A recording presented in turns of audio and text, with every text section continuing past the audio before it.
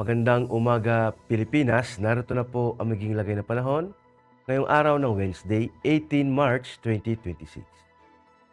Base pa rin po sa ating synoptic situation, wala pa rin po tayo monitor na low pressure area sa loob at labas ng ating Philippine Area of Responsibility.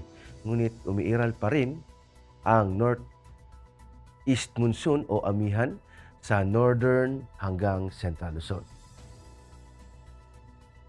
Dulot nga ng northeast monsoon ang Batanes at Cagayan ay makakaranas ng maulap na kalangitan na may mahihinang pag-ulan.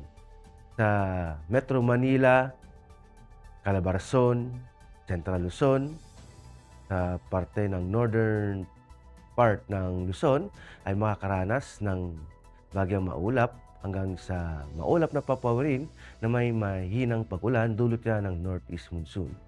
Sa labing bahagi ng Luzon, Visayas at Mindanao ay magiging bahagyang maulap hanggang sa maulap na papawirin na may pulu-pulong pag-ulan, kidlat at kulog, dulot ito ng mga localized thunderstorms.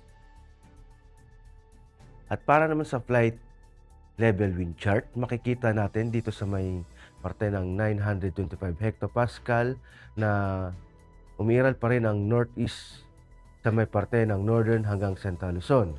At ito'y umaabot sa lakas ng hangin ng 18 kilometers per hour at may pagbugso naman ng hanggang 36 kilometers per hour. At pagdating naman dito sa 850 hectopascal, makikita natin na umaabot din ng hanggang 18 to 36 kilometers per hour. At dito ay may makikita tayong mga anti-cyclonic sa may parte ng mga northern part ng tip ng Luzon at posible itong mag-indicate ng maganda ang panahon or maganda ang daloy ng hangin doon sa 850 hectopascal. At pagdating naman dito sa 700 hectopascal, makikita natin na hanggang 18 kilometers per hour simula Luzon hanggang sa may parte ng northern part ng Mindanao.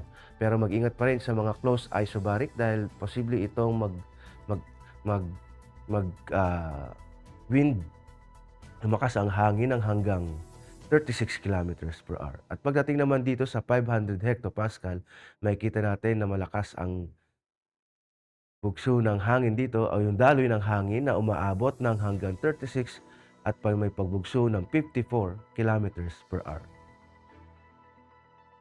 Para naman sa impact to flight operations, dulot nga ng northeast monsoon sa Batanes, Cagayan, Isabela, Metro Manila, Cordillera Administrative Region, Ilocos Region, Central Luzon ay dulot ang main hazard nito ay yung cool and dry northeasterly flow na nagdudulot ng malakas na hangin na may kasamang mahinang pag-ulan.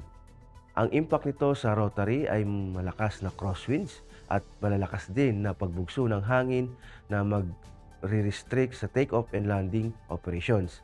Sa fixed wing naman, crosswind din at yung moderate turbulence na during approach at posibleng maging delay dahil sa low visibility at meron ding minsang mahihinang pag-ulan. At sa nalabing bahagi ng bansa, dulot ng localized thunderstorms ay yung hapon na convective development, producing gas fronts and heavy rains. Ang impact nito sa rotary, sudden downburst, gusty winds and reduced visibility, possible risk, avoid mga sea beach areas. Sa fixed wing naman, severe turbulence and wind shear during approach and departure, temporary delays or diversion possible. At para naman sa astronomical information, ang araw ay sisikat ng 06:02 at lulubog din naman mamayang 18:07. Para sa moon illumination, meron tayong 1%. At para manatiling updated sa lagay at pagtayo ng panahon, i-follow lamang ang Air Force Weather Center sa mga social media accounts. Sa ngalan ng aming commanding officer na si Colonel Alvin John Cugador, Puff Jesse, ako po si Technical Sergeant Brian Benedict Garcia, Weather Forecaster ng Air Force Weather Center. Maraming salamat po.